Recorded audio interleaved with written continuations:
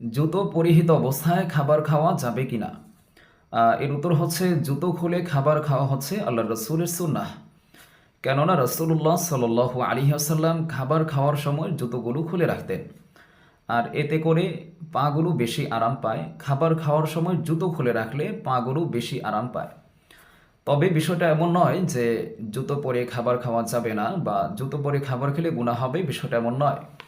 মুস্তাদরাকে হাকিমের ৭,২১১ নং হাদিস থেকে জানা যায় আল্লাহ রসুল বলেছেন, ইদা আকাল তুমুত্তাআম ফখলাউ নিআলাকুম, যখন তোমরা খাবার খাবে তখন তোমরা তোমাদের জুতোগুলো খুলে রাখবে।